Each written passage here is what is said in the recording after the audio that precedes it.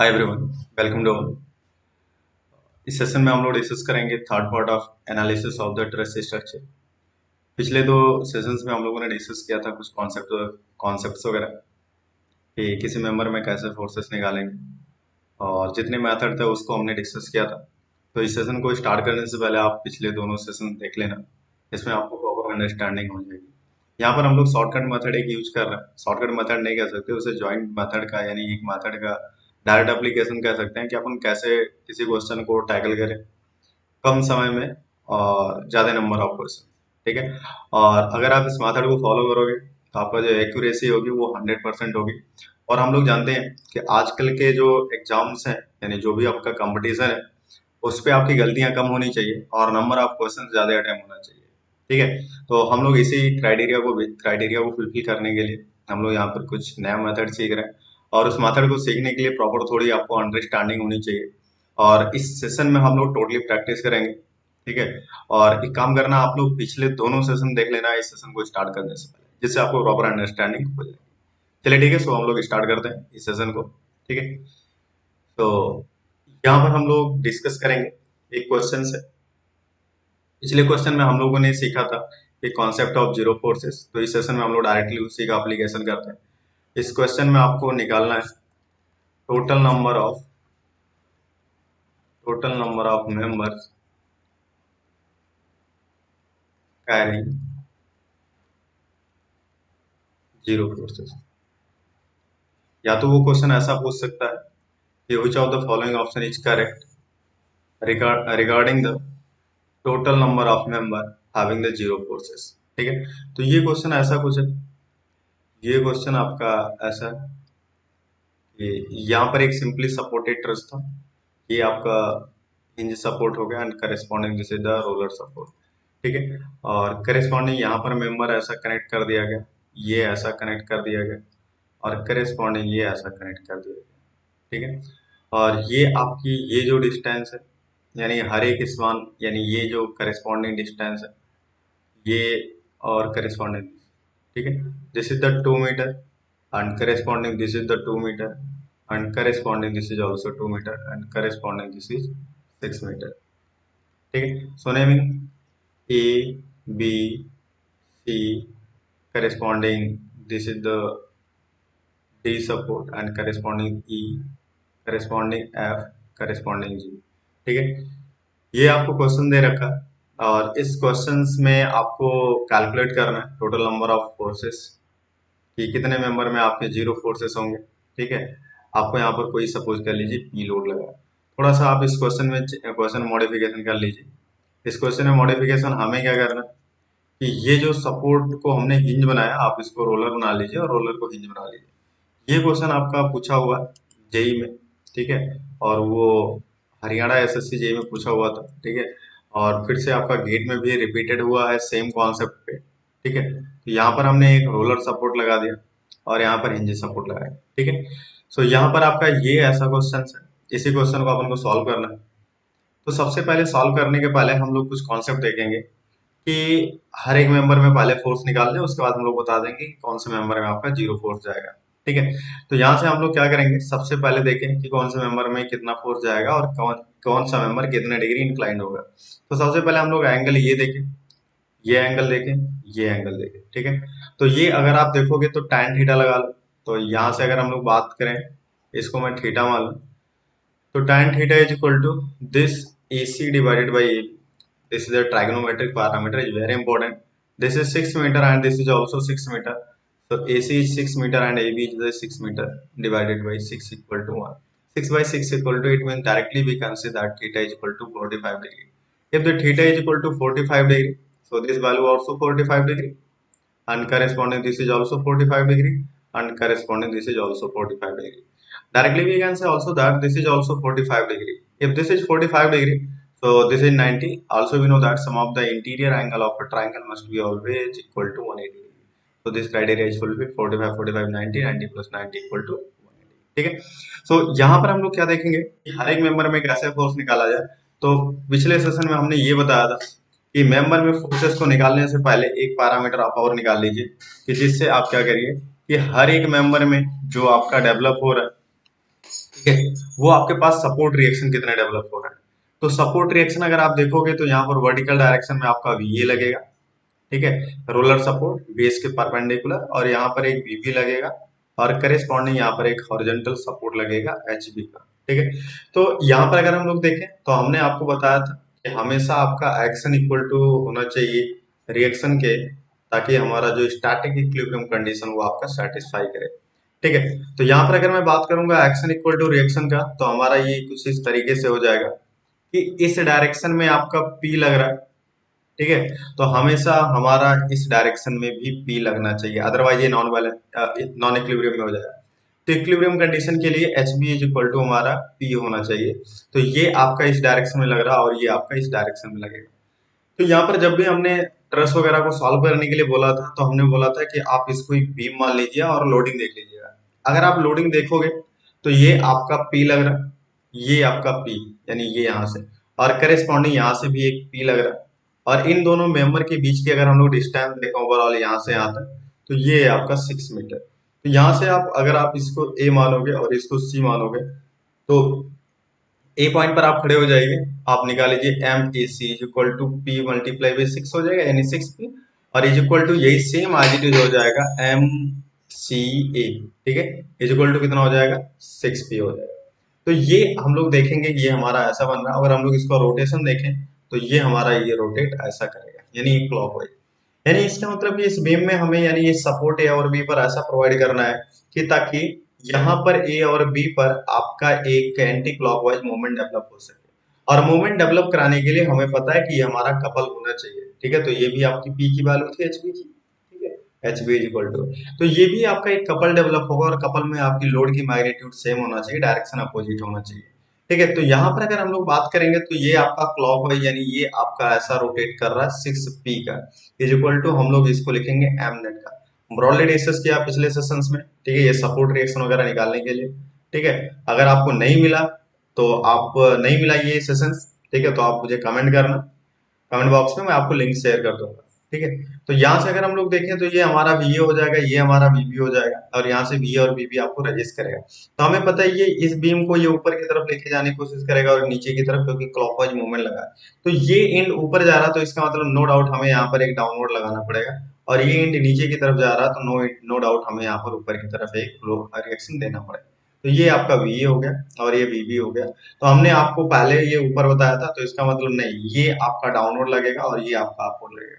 तो VA is equal to हम लोग जानते हैं M net divided by L, तो ये आपका 6P divided by 6 is equal to हो जाएगा P। ये हो जाएगा M net divided by L is equal to 6P divided by this L की value length is equal to 6 metre, तो this is equal to P। यानी VA की magnitude P आ रहा डाउनवर्ड, और VB की मैग्नीट्यूड P आ रहा अपवर्ड। इसको मैं P लिख दे रहा हूँ और इसको मैं डाउनवर्ड लिख दे रहा हूँ, ठीक है। तो यहाँ तक समझ में आया होगा, ठीक है, कोई डाउट नहीं होना चाहिए यहाँ पे।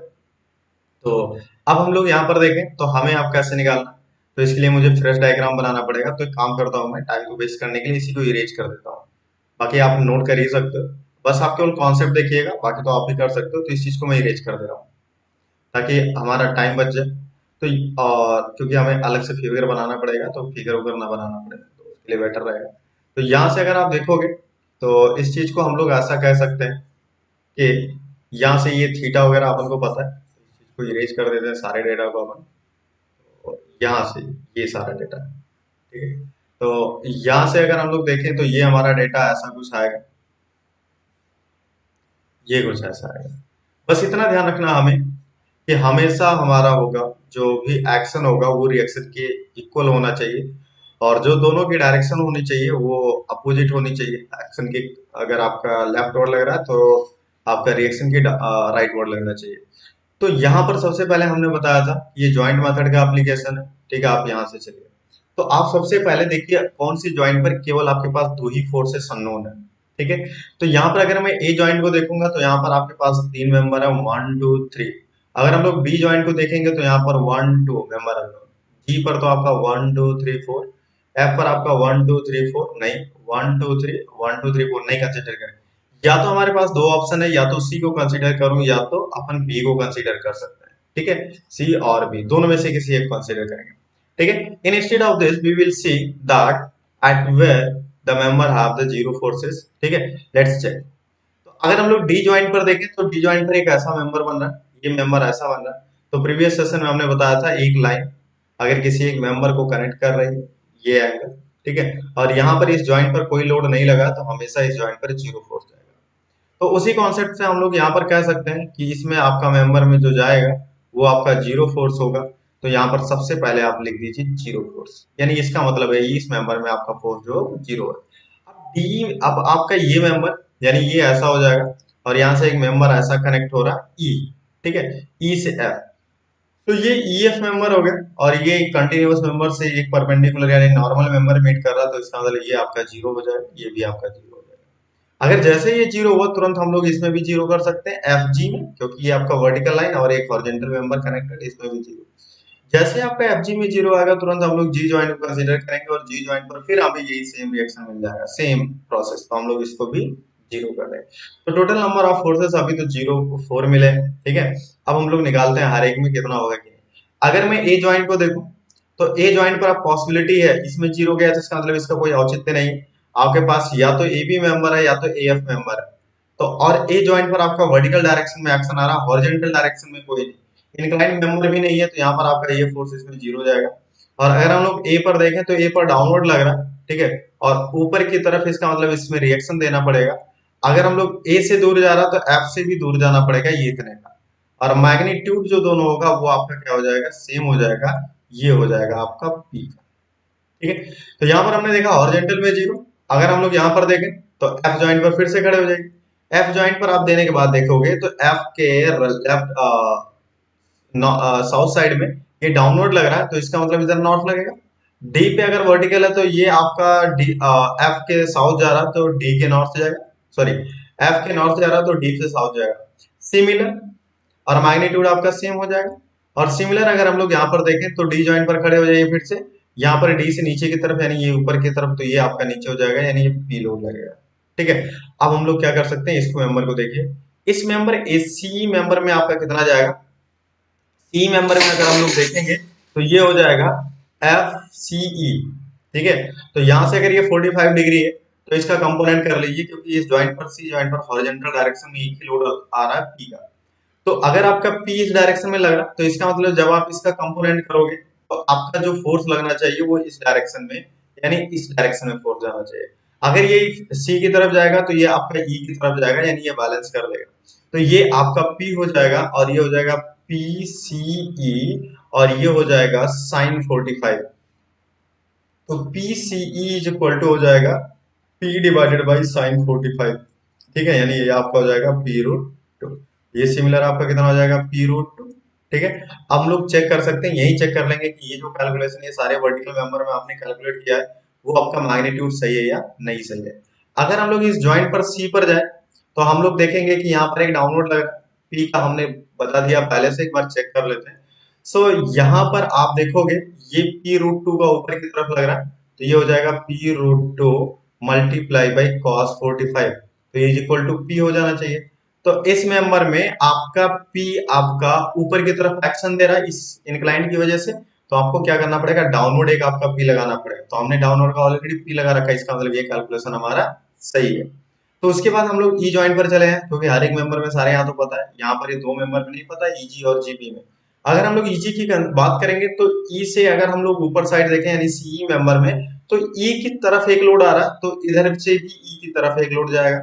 जब ई की तरफ गया तो ईजी मेंबर में जी की तरफ जाएगा, तो ये हो जाएगा आपका पी रूट टू। ठीक है, अगर हम लोग जी ज्वाइंट पर देखें तो जी की तरफ आ रहा है तो जी की तरफ आप लेफ्ट जी बी मेंबर्स भी लगाइए। और आपका बी ज्वाइंट पर भी आपका P similar magnitude P root two जाना चाहिए, क्योंकि आपका जितना जी की तरफ जाएगा उतना पी की तरफ बी की तरफ जाएगा। अगर जी से दूर जाता तो यहाँ से बी की तरफ से भी दूर जाता है, यानी this is P root two और पी रूट टू। अब ये तो बात ठीक है, क्वेश्चन में अब वो ऐसा पूछता है, मैग्नीट्यूड तो हमने कैलकुलेट कर लिया, अब वो ऐसा पूछता है ये बताइए टेंशन होगा या कंप्रेशन। तो हमने पहले सेशन में आपको बता रखा, फिर से मैं बता देता हूँ कि अगर आपका किसी मेंबर में मान लो ये ए मेंबर है, ये बी ज्वाइंट है, इस ए ज्वाइंट और बी ज्वाइंट से ए से दूर की तरफ जा रहा है और बी से भी दूर की तरफ जा रहा है, तो यहाँ पर आपका हमेशा टेंशन होगा। दूसरी बात, अगर आपका यहाँ पर ए की तरफ जा रहा है और ये आपका बी की तरफ जा रहा है तो ये हमेशा आपका कंप्रेशन होगा। तो लेट्स चेक हियर, ठीक है। तो ये आपका एएफ मेंबर में ये कंडीशन बन रहा है, तो इसका मतलब यहाँ पर होगा आपका टेंशन। तो पूछा जाएगा जब भी एएफ मेंबर में कितना मैग्नीट्यूड होगा, तो पी फोर्स जाएगा और नेचर कैसा होगा, टेंसाइल नेचर होगा। करेस्पॉन्डिंग एफडी में भी आपका एफ होगा, सॉरी टेंशन होगा, और same as it is CD में भी, क्योंकि ये आपका डी से भी ऊपर जा रहा है और सी से भी बाहर जा रहा है, तो इसका मतलब ये आपका टेंशन, यानी इन सारे वर्टिकल मेंबर में आपका टेंशन जा रहा है। लेकिन अगर मैं सीई में देखूं तो सी की तरफ जा रहा है, ई की तरफ जा रहा है, यानी ये बन रहा है, तो इसका मतलब ये क्या हो रहा है, कंप्रेशन हो रहा है। यहां से अगर हम लोग ईजी देखें तो ई की तरफ जा रहा है, जी की तरफ जा रहा है, इसका मतलब ये क्या हो रहा है, कंप्रेशन जा रहा है। अगर हम लोग जीबी में देखें तो जी की तरफ जा रहा है, बी की तरफ जा रहा है, इसका मतलब ये कैसा हो रहा है, कंप्रेशन हो रहा है, ठीक है। तो आपके पास कितने नंबर ऑफ मेंबर में जीरो फोर्सेस जा रहा है, आप काउंट कर लीजिए। This is the first, and this is the second, this is the third, and this is the fourth, and this is the fifth. This is the very important question, ठीक है। तो इस चीज को आप करना। उसके बाद इस सेशन के बाद हम लोग एक सेशन रखेंगे जिसमें ईएस और गेट के सारे क्वेश्चंस को अपन डिस्कस करेंगे, ठीक है। ये जो ट्रस्ट से क्वेश्चन आए, जीरो फोर्स से किसी मेंबर में कितना फोर्स जाएगा, सारे क्वेश्चन को अपन डिस्कस करेंगे, ठीक है। अगर यहाँ पर कोई डाउट हो तो आप एक बार जरूर कमेंट करना। अगर एक बार में समझ में नहीं आता तो वीडियो को पॉज करते करते आप एक बार पूरा फिगर बना लीजिए, एक बार दो बार देखिए वीडियो को पूरे, और उसके बाद एक बार खुद ट्राई करिएगा कि अपन कैलकुलेट कैसे करते हैं, ठीक है। तो आज का ये पहला क्वेश्चन था। दूसरे क्वेश्चन की तरफ हम लोग मूव करते हैं। क्वेश्चन प्रैक्टिस हम लोग नेक्स्ट सेशन में रखेंगे आप ज्यादा, ठीक है। यहाँ पर एक कॉन्सेप्ट है स्ट्रेन एनर्जी, ठीक है। तो यहाँ पर हम लोग डिस्कस करते हैं स्ट्रेन एनर्जी।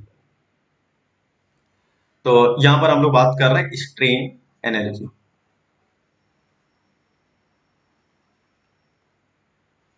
ठीक है। तो यहाँ पर स्ट्रेन में energy of a member in trust, trust structure में हर एक मेंबर में आपका कितना स्ट्रेन एनर्जी डेवलप होगा, ठीक है, वो चीज हमें कैलकुलेट करना है। तो हम लोग यहाँ पर ऐसा मानेंगे कि हम लोग जानते हैं जो मेंबर है ट्रस्ट स्ट्रक्चर के, वो ऑलरेडी हमने पहले सेशन में एजम्पशन मान रखा है कि उस सेशन में आपके जो भी डेवलप होंगे फोर्सेस इन द मेंबर्स वो हमेशा एक्सियल फोर्सेस होंगे। आइदर वो कंप्रेसिव में भी हो सकता है, आइदर वो टेंसाइल में भी हो सकता है, ठीक है। तो यहाँ पर हम लोग जानते हैं, पहले देख लो आप कि स्ट्रेन एनर्जी क्या होता है, कि कोई भी बॉडी में अगर आप लोड लगाओगे तो वो डिफॉर्मेशन होगा, उस डिफॉर्मेशन को रेजिस्ट करने के लिए इंटरनल एनर्जी डेवलप होगी। जो अमाउंट ऑफ एनर्जी डेवलप होती है उसी को हम लोग क्या बोलते हैं, स्ट्रेन एनर्जी। तो ऐसा लिखेंगे द अमाउंट ऑफ एनर्जी, मैं डेफिनेशन नहीं लिख रहा हूँ यहाँ पर, बता रहा हूँ आपको। The amount of energy which is stored in the body against the straining action, या to resist the straining action, ठीक है, is termed as the strain energy. तो स्ट्रेन मतलब जो आपका डिफॉर्मेशन हो रहा है, एनर्जी मतलब जो भी इंटरनल रेजिस्टेंस डेवलप हो रहा है in the form of energy, ठीक है। तो उसी को हम लोग बोलेंगे स्ट्रेन एनर्जी। तो यहाँ पर आप कंडीशन लिखिएगा, case first gradual loading, this is the very important, ध्यान रखना, ग्रेजुअल लोडिंग, ठीक है। तो यहाँ पर हम लोग बात कर रहे हैं ग्रेजुअल लोडिंग पे। तो यहाँ पर अगर हम लोग देखेंगे कि लोड वर्सेस डिफ्लेक्शन का जो कर्व बनेगा वो आपका कैसा बनेगा, तो यहाँ पर हम लोग क्या करते हैं, एक बॉडी लेते हैं और इस बॉडी में पी अमाउंट का लोड लगाएंगे, और ये भी अपन क्या करेंगे, पी अमाउंट का लोड लगाएंगे। ये बॉडी पहले जो लेंथ थी वो एल लेंथ की डायमेंशन थी, बाद में इस ये देखा गया कि ये लेंथ की डायमेंशन इसकी बढ़ जाएगी या घट जाएगी, लेकिन हम लोग जब यहाँ पर एक्शन दे रखे हैं, वो टेंसाइल एक्शन दे रखे हैं, तो ये आपका एल प्लस डेल्टा एल से क्या हो जाएगा, इंक्रीज हो जाएगा। तो फाइनल लेंथ आपका एल प्लस डेल्टा एल हो जाएगा। तो यहाँ पर हम लोग लिखेंगे delta L is equal to, हम लोग कह दे रहे हैं डेल्टा, इसका मतलब इस टर्म में हम लोग ले ले रहे हैं डिफ्लेक्शन, ठीक है। तो ये डिफ्लेक्शन को एक्सिस के अलोंग हो रही है, तो इसको एक्सियल डिफ्लेक्शन बोलते हैं, और यहाँ पर हम लोग लिख देते हैं this is the axis of the load, ठीक है। तो हम लोग क्या करते हैं, करेस्पॉन्डिंग जिस रेट से आपका लोड बढ़ेगा उसी रेट से डिफ्लेक्शन बढ़ेगा, ऐसा क्यों, क्योंकि हम लोग जानते हैं कि जो भी अपन स्ट्रक्चर एनालिसिस पढ़ते हैं, सोम के सारे जंक्शन वैलिड होते हैं, ठीक है। तो सोम में एक जंक्शन होता है, हर एक मेंबर इलास्टिक मेंबर होना चाहिए, और up to elastic limit it is considered, ठीक है। होती नहीं है, लेकिन होती है लीनियरिटी आपकी प्रोपोर्शनैलिटी लिमिट तक, लेकिन हम लोग मान के चलते हैं कि ये जो हमारी लीनियर रिलेशनशिप वैलिड है वो आपका अप टू इलास्टिक लिमिट तक वैलिड है। तो according to Hooke's law sigma is directly proportional to strain, This is the sigma is equal to internal resistance that is offered by the material. So this is sigma is equal to P. Area is equal to A is equal to cross sectional area. C by S मतलब cross sectional area. ठीक है, P is equal to external load, whatever I am seeing here. So this value will be is equal to like this. This is according to Hooke's law. ठीक है, this is according to Hooke's law. Then we will see that this is Py and this delta epsilon is equal to हम लोग बोलते हैं this is the linear strain change in length divided by original length, तो is equal to delta L by original length आपका L था। तो यहाँ से हम लोग लिखेंगे P की वैल्यू तो, और ये प्रोपोर्शनलिटी हटाते हैं तो यहाँ पर मॉडुलस ऑफ इलास्टिसिटी एक कोएफिशिएंट आती है जो कि इलास्टिक कांस्टेंट और multiply by delta divide by L. यहाँ पर हम लोग लिख लेंगे delta is equal to P multiply by this L divided by A. ठीक है, तो यहाँ पर हम लोग लिखेंगे delta is equal to P L over A. अब यहाँ से हम लोग देखें तो इस ए बाई एल को हम लोग बोलते हैं स्टिफनेस और इस के को बोलते हैं एक्सियल स्टिफनेस। ठीक है, और एक्सियल स्टिफनेस को यहाँ पर हम लोग लिखते हैं delta is equal to P divided by K. ठीक है, यानी K is equal to P by delta is equal to A by L. This is very very important. ठीक है, क्वेश्चन में पूछ लेता हूँ कि एक्सियल स्टिफनेस क्या है, ट्रांसवर्स स्टिफनेस क्या है, आपका फ्लेक्सुरल स्टिफनेस क्या है, टॉर्सनल स्टिफनेस क्या है, सारे डेटा को अपन डिस्कस करेंगे, डोंट वरी। ठीक है, आप बेसिक से धीरे धीरे सीखिएगा।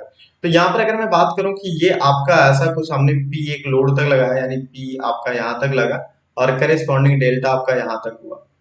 ठीक है, तो स्ट्रेन एनर्जी कितनी डेवलप होगी, तो स्ट्रेन एनर्जी को हम लोग मान के चलते हैं कि जब भी किसी बॉडी की स्ट्रेन एनर्जी निकालनी हो तो वो उसके एरिया को डिफाइन कर दीजिए आप, यानी ये एरिया। ठीक है, तो यहाँ पर अगर मैं बात करूंगा तो U इज इक्वल टू यानी strain energy, this is the right angle triangle, so this is the angle 90, so both this is the hypotenuse and this is the base and this is the perpendicular. So half base into height, base in the sense this is height delta P and this horizontal displacement and deflection is the delta. So 1 by 2 P multiplied by delta, and delta is equal to, also we know that here PL over E, put the value. तो delta is equal to P square L divide by 2AE। ठीक है, अगर मैं बात करूं कहीं पर भी कि आपका किसी भी मेंबर में फोर्सेस आपका कंप्रेशन आ रहा है यानी नेगेटिव साइन आ रहा है, तो उसका माइनस पी का होल स्क्वायर कितना हो जाएगा, पॉजिटिव हो जाएगा। तो हर डेटा में अगर हम लोग देखेंगे तो ये हो जाएगा पी स्क्वायर एल ओवर ए हो जाएगा। ठीक है, तो यहाँ पर आपकी यू इज इक्वल टू हो जाएगा पी स्क्वायर एल ओवर ए। इसका मतलब ये आपकी स्ट्रेन एनर्जी हो गई, और ये स्ट्रेन एनर्जी होने की वजह से हम लोग इसको बोलेंगे this the energy stored in the material due to axial forces. ठीक है, यहाँ पर हम लोग आगे सो में पढ़ेंगे कि tau square multiply by this is volume divided by 2GI। ठीक है, और फिर अगर हम लोग आगे पढ़ेंगे तो यहाँ पर मैं सारे इक्वेशन को लिख दे रहा हूँ। ठीक है, कि delta is equal to sigma square by 2E multiply by sorry this is here multiply by volume, इसको हम लोग बोलते हैं एक्सियल, ये आपका एनर्जी है not reflection. Strain energy equal to sigma square by 2 into volume, ये आपका एक्सियल स्ट्रेन एनर्जी है। ठीक है, हम लोग जानते हैं यहाँ पर U इज इक्वल टू अगर लिखे टाउ स्क्वायर, ऊपर आपका थोड़ा सा डेटा मिस्टेक हो गया, यहाँ पर I नहीं आया, दिस इज फ्रॉम, ठीक है, tau square by 2G multiply volume. तो tau square divide by 2G multiply by volume, इसको बोलते हैं शियर स्ट्रेस की स्ट्रेन एनर्जी। ठीक है, और U इज इक्वल टू एक इंटीग्रेशन होता है mx square multiply by dx over 2EI। ठीक है, इसको हम लोग बोलते हैं flexural strain energy. U is equal to torque का square multiply by dx divided by 2GIP। ठीक है, यहाँ पर इंटीग्रेशन, और इसको हम लोग बोलते हैं टॉर्सनल स्ट्रेन एनर्जी। तो इसके बारे में हम लोग एक सेशन रखेंगे सोम के टॉपिक में। ठीक है, पूरे जब भी न्यूमेरिकल आएगा अपन, क्योंकि यहाँ पर तो हमने ट्रेस एनालिसिस से एक टॉपिक ही पूरा डिस्कस कर दिया, लेकिन ऐसा एक्सपेक्टेशन मत रखना है यहाँ से। यहाँ पर हम लोग क्वेश्चंस के थ्रू कॉन्सेप्ट को सीखेंगे। ठीक है, तो ट्रेस एनालिसिस थोड़ा सा इंपॉर्टेंट है हर एक सब्जेक्ट के लिए या हर एक एग्जाम के लिए, तो थोड़ा सा यहाँ से क्वेश्चन की जो पूछे जाने की प्रोबेबिलिटी यानी चांसेस होती हैं वो ज्यादा रहती हैं, इसलिए हम लोग पूरे टॉपिक को डिस्कस कर लिए, क्योंकि आपका एवरग्रीन है, यहाँ से क्वेश्चंस आना ही आना है। ठीक है, उसके बाद हम लोग देखते हैं कि यहां पर हमने सीखा कि U is equal to P square multiply by L, यानी sorry this is P square P L, हाँ, डिवाइड बाई 2 ए, तो इसको बोलते हैं strain energy due to axial action. ठीक है, तो यहाँ पर ये ध्यान रखना P square L over A. तो यहाँ पर अगर हम लोग बात करें और दोस्त, ठीक है, तो अब आपका यहाँ पर मैं दूसरा केस लिख रहा हूँ, केस सेकेंड। ठीक है, डिफ्लेक्शन ऑफ अ जॉइंट और अ मेंबर ऑफ ट्रस।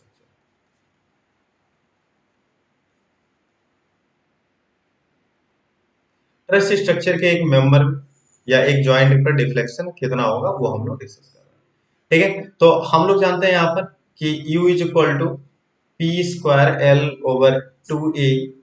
ठीक है, तो इसका हमें क्या निकालना, डिफ्लेक्शन निकालना।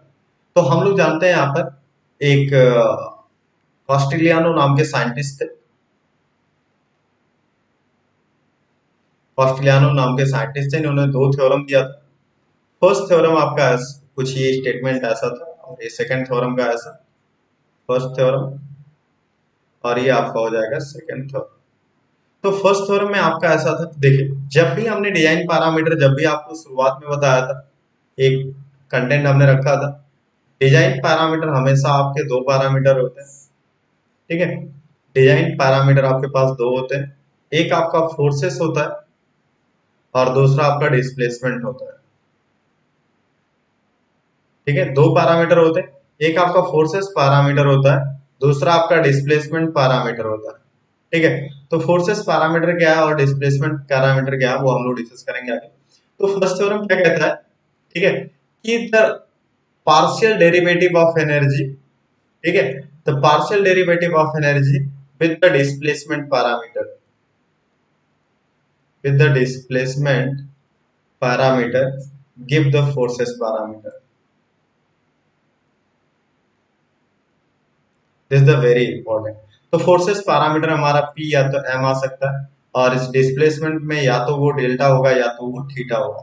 तो यहाँ पर हम लोग बात करेंगे कि F is equal to del U over del del delta and M is equal to del U over del theta. ठीक है, दूसरा स्टेटमेंट ये कहता है कि the partial derivative of energy with respect to partial derivative of forces parameter, ठीक है, forces parameter give the displacement parameter, so this value will be displacement।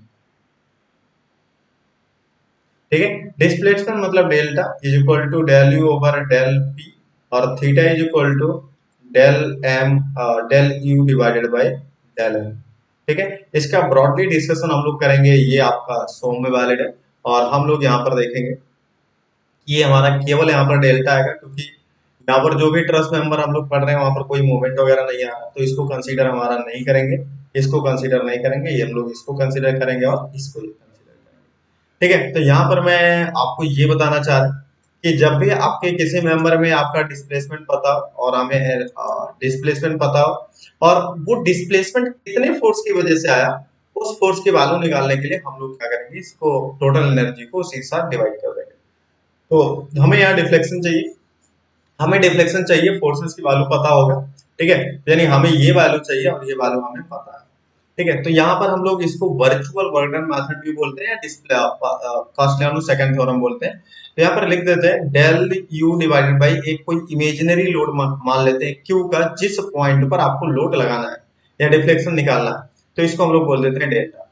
So del U divided by del Q is equal to, जब आप यहाँ पर इसको partial derivative करोगे del Q का, तो यहाँ पर देखोगे फोर्स आपका P जो है वो फोर्स पैरामीटर है, बाकी L over 2A, this is A also, this EA, this is not depends on the forces parameter, so directly we can say that this is the partial derivative of P square with respect to Q, that is 2P multiplied by del Q divided by del Q multiplied by L over 2A. I hope you are understanding. So this to this cancel, this is the P, this is the P, not Q square.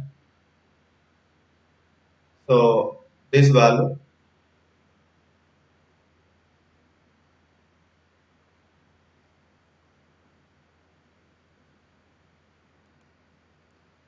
So this value will be like this. ठीक है, कि delta is equal to, यहाँ पर लिखो P, और इस del P by del Q को मैं एक टर्म लिख दे रहा हूँ K L divide by A। ठीक है, तो यहाँ पर पढ़ेंगे अपन P K L divide by A। ठीक है, ध्यान रखना ये भी ऑब्जेक्टिव में डायरेक्ट पूछ लेता है कि P K L ये कौन से थ्योरम के अकॉर्डिंग आया, तो कॉस्टलियानो सेकंड थ्योरम, कॉस्टलियानो सेकंड थ्योरम। तो यहाँ पर लिख लेना फ्रॉम कॉस्टिग्लियानो सेकंड थ्योरम। ठीक है, तो ये हमारा कहां से आया, कॉस्टलियानो सेकंड थ्योरम से। क्या स्टेटमेंट था आपका, delta is equal to del U over del Q. ठीक है, तो यहाँ पर P K L over A. अब सबका हम लोग ऐसा देखेंगे कि सबका डेफिनेशन देख लेते हैं।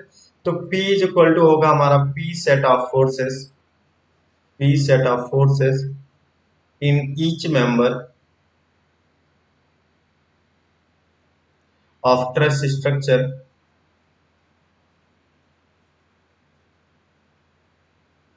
Due to external loading.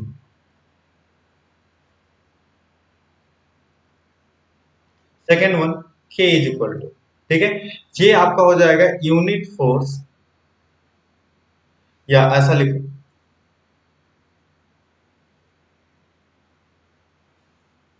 कि ये आपका ऐसा कोई डेफिनेशन होगा इसका कि the K set of forces, K set of forces in each member due to applying a unit load at the desired point of deflection।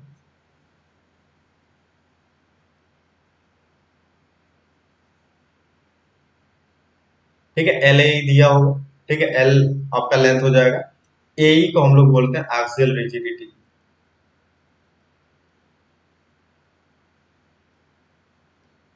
ई को modulus of elasticity, A equal to cross sectional area, इसका unit जो होगा वो आपका Newton में होगा। ठीक है, तो इस बात को ध्यान रखना। P equal to P set of forces, जैसे मैं मान लूं यहाँ पर कोई एक ट्रस स्ट्रक्चर है, ये ऐसा हो गया, यहाँ पर हमने P फोर्स लगाया, this is the A, this is the B, this is the C. ठीक है, तो P सेट ऑफ फोर्सेस कहने का मतलब, और हमें क्या करना है, डेल्टा एच सी, मतलब इसका मतलब हो गया horizontal deflection of joint C. ठीक है, ये हॉरिजेंटल डिफ्लेक्शन ऑफ जॉइंट सी, ये हमें निकालना है सी पर। तो हम लोग क्या लिखेंगे, इस P की वजह से इसमें इसमें फोर्स निकाल लेंगे। अब हमारा यहाँ पर P सेट ऑफ फोर्सेस हर एक मेंबर में निकल जाएगा। दूसरा सिस्टम हम लोग बोलेंगे क्या, कि आप क्या करिए, सेम आज डी सबको कांस्टेंट रखिए। ठीक है, और यहाँ पर लिख लीजिए एक पॉइंट, रिमूव एक्सटर्नल लोड। तो हमें क्या करना, हॉरिजॉन्टल डायरेक्शन में निकालना। ठीक है, तो यहाँ पर सी जॉइंट पर आप एक हॉरिजॉन्टल डायरेक्शन में यूनिट लोड लगा दीजिए, यूनिट लोड। ठीक है, अब इस यूनिट लोड की वजह से मान लो 1 यूनिट हो गया, तो अगर ये आपका इधर जा रहा तो इधर भी कुछ डेवलप होगा, इधर भी कुछ डेवलप होगा। ठीक है, तो यानी ये आपका हो जाएगा K1 या K2 या बी सी ए आपका, तो के बी सी हो जाएगा, और ये आपका क्या हो जाएगा, के सी आ जाएगा। तो इसको हमारा यहाँ से आ जाएगा। ठीक है, तो ये हमारे लिए इंपॉर्टेंट है कि आपका के की डेफिनेशन पता होना चाहिए। तो के का डेफिनेशन वो है कि जिस पॉइंट पर आपको डिफ्लेक्शन निकालना, ठीक है, या जिस ज्वाइंट का निकालना है या जिस मेंबर में निकालना, मेंबर का निकालना हम लोग देख लेंगे। तो सबसे पहले क्या करिए, हर एक मेंबर में आप फोर्सेस निकाल लीजिए पी सिस्टम, और दूसरे सिस्टम में हम लोग के सेट ऑफ फोर्सेस लगा देते समय हम लोग ये बोलेंगे कि जिस पॉइंट पर यहाँ पर लिखा हमने डिजायर्ड, डिजायर्ड मतलब जहां पर इच्छा हो निकालने, जहां पर पूछा गया।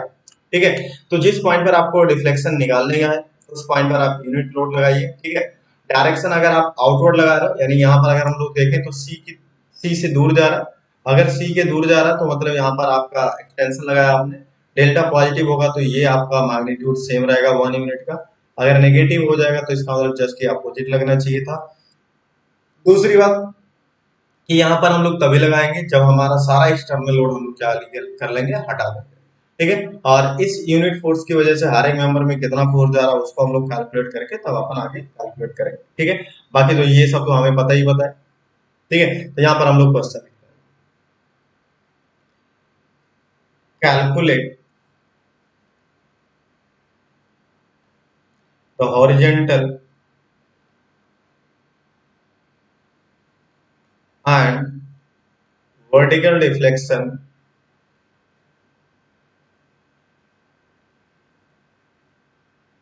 of joint C as shown below.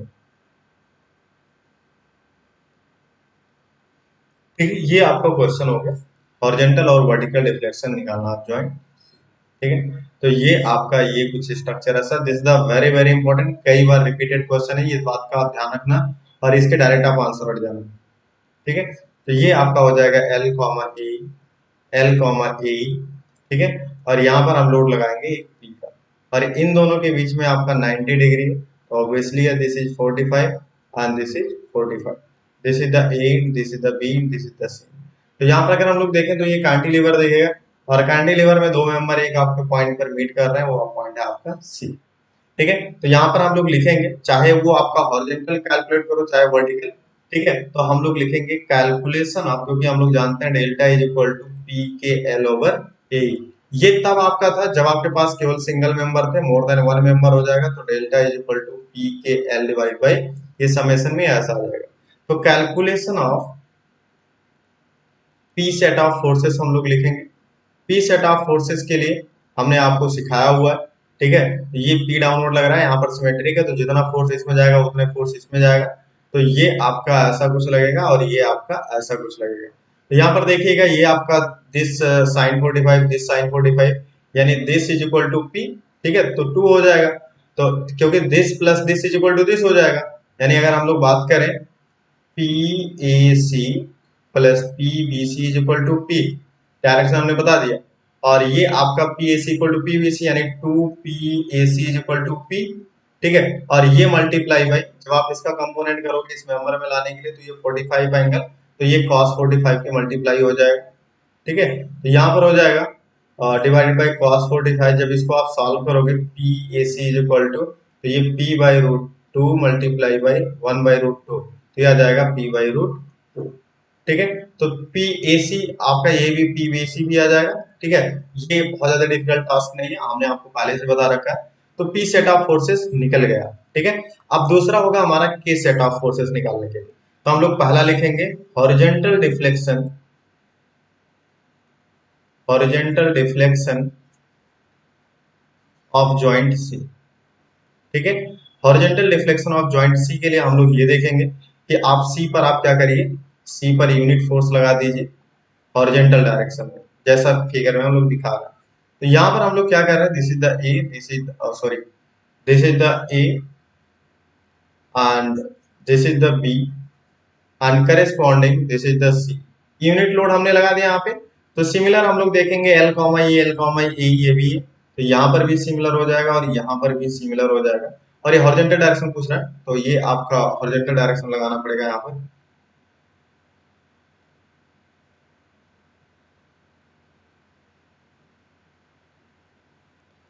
तो यहाँ पर आप काम करिए, हॉरिजॉन्टल डायरेक्शन लगा दीजिए, यहाँ पर हमने लगाया हॉरिजॉन्टल डायरेक्शन, और हर एक मेंबर में आपका फोर्स निकाल दीजिए। तो हर एक मेंबर में अगर हम लोग फोर्स निकालेंगे तो ये आपका कुछ ऐसा दिखेगा कि आपका ये कुछ ऐसा, ये आपको कुछ ये ऐसा दिखेगा। ठीक है, तो यहाँ से जब हम लोग देखेंगे तो ये दोनों सिमेट्रिक है, हमें पता है कि सम ऑफ द वर्टिकल फोर्सेस, तो आप एक काम करिए, यहाँ पर ऐसा मान लीजिए और यहाँ पर ऐसा मान लीजिए, यहाँ पर ऐसा, इसको हमने K A C is equal to K C और K B C is equal to K C भी मान ले रहे हैं, और यहाँ पर हम लोग ज्वाइंट मेथड लगा दे रहे हैं। यहाँ पर जब आप कट करोगे, हालांकि अभी हॉरिजॉन्टल में कहीं पर भी क्वेश्चन नहीं आया है, तो के ए सी मानेंगे इसको और इसको के बी सी मानेंगे, और ये आपका पी फोर्स लग रहा है, और यहाँ से वर्टिकल डायरेक्शन में थीटा, और यहाँ पर आपका 45, थीटा इक्वल टू 45 डिग्री। तो यहाँ पर वर्टिकल डायरेक्शन आप जीरो कर लो, तो ये आपका हो जाएगा के ए सी, ये आपका हो जाएगा cos 45, और ये भी हो जाएगा के बी सी, और ये भी हो जाएगा cos 45। जब आप यहाँ पर देखोगे तो ये हो जाएगा के, दिस इज द के बी सी साइन 45, और ये आपका हो जाएगा के ए सी इज इक्वल के ए सी साइन 45। जब यहाँ पर आप बैलेंस करोगे वर्टिकल डायरेक्शन में तो K A C is equal to minus K of B C हो जाएगा। अब ये वैल्यू यहाँ पर रख लीजिए summation F X equal to zero. तो जब आपका summation F X equal to zero यानी this is plus and this is the minus, तो ये हो जाएगा minus K A C sine 45, this is the 45, और यहाँ से हो जाएगा प्लस के बी सी साइन 45 और ऑलरेडी पी है इज इक्वल टू जीरो। यहाँ पर K B C equal to minus K A सी, तो के ए सी की जगह माइनस के बी सी रख लो। तो यहाँ पर लिखेंगे two K B C sine 45 is equal to कितना हो जाएगा, पी हो जाएगा बी सी। तो बी सी के इसी जगह माइनस रख लिया तो यह हो जाएगा माइनस। तो जब इसको सॉल्व करोगे तो यहाँ पर K B C is equal to हो जाएगा minus P divide by root two. ठीक है, और K A C is equal to कितना हो जाएगा, so K A C is equal to minus minus multiply by यानी पी रूट टू। यानी ए सी का डायरेक्शन हमने सही माना और बी सी का डायरेक्शन जस्ट अपोजिट हो जाएगा।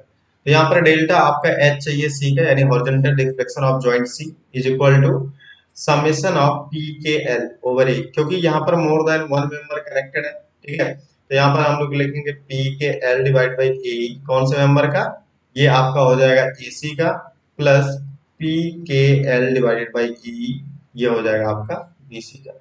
यहाँ पर इसका length A B is equal to A C is equal to B C is equal to L दिया हुआ, और सबकी आपकी एरिया ए कांस्टेंट है। तो यहाँ पर अगर आप देखोगे तो AC के लिए आपका P का आया था P by root two multiply by K की वैल्यू कितनी आई, P बाई रूट टू। ठीक है, multiply by L divide by ये आपका आ जाएगा E, प्लस ये आपका यहाँ पर आया था P बाई रूट टू, क्योंकि दोनों ही वहां पर टेंसाइल आया था। यहाँ पर देखिए दोनों ही टेंसाइल आया था, यानी दोनों डेटा पॉजिटिव आया था, इसका डेटा भी इसका भी डेटा। तो यहाँ पर अगर हम लोग देखेंगे P by root two multiply भी इसका हो जाएगा माइनस, देखिए यहाँ पर आपका कितना आ रहा है, P इज इक्वल टू इतना आ रहा है। ठीक है, बस एक काम करना है, यहाँ पर P is equal to 1 unit है, दिस इज ऑल्सो 1 यूनिट। तो ये जहां पर ये सारा डेटा आपने लिखा है, ठीक है, ये आपका 1 यूनिट है, तो इसको आप 1 यूनिट कर देना, this is the 1 and this is the 1। ठीक है, दिस इज द 1, क्योंकि यूनिट लोड लग रहा है, सो इतना बड़ा टास्क नहीं है। ठीक है, तो -1 अपन ये हो जाएगा आपका k की value 1 by root two multiply by L divide by A. ठीक है, तो ये आपका प्लस हो जाएगा माइनस हो जाएगा, कैंसल आउट होकर के आ जाएगा कितना। इसका मतलब यहाँ पर हॉरिजॉन्टल डायरेक्शन में सी पॉइंट का कोई भी डिस्प्लेसमेंट नहीं होगा, तो डेल्टा ऑफ एच मतलब horizontal deflection of joint C is equal to zero. This is the important. ठीक है, तो ये डेटा ध्यान रखना कि डेल्टा एच सी मतलब horizontal deflection of joint C is equal to zero, कोई भी हॉरिजॉन्टल डिफ्लेक्शन नहीं होगा इस मेंबर में। दूसरा कैलकुलेशन के लिए हम लोग क्या करेंगे, vertical deflection, vertical deflection of joint C, of joint C. ठीक है, इस क्वेश्चन को हम लोग आगे डिस्कस करेंगे नेक्स्ट सेशन में। ठीक है, अगर जिनका आ जाएगा वो कमेंट बॉक्स में आंसर बता देना। ठीक है, चलिए ठीक है, सो सर्वर कुछ एरर आ रहा, तो उसकी वजह से हम लोग नेक्स्ट सेशन स्टार्ट करेंगे, तो उसमें हम लोग इस क्वेश्चन को डिस्कस करेंगे। चलिए ठीक है, so lot of thanks to all, I hope कि आपने सब कुछ समझा। अगर कोई दिक्कत हो तो आप जरूर कमेंट बॉक्स में कमेंट कर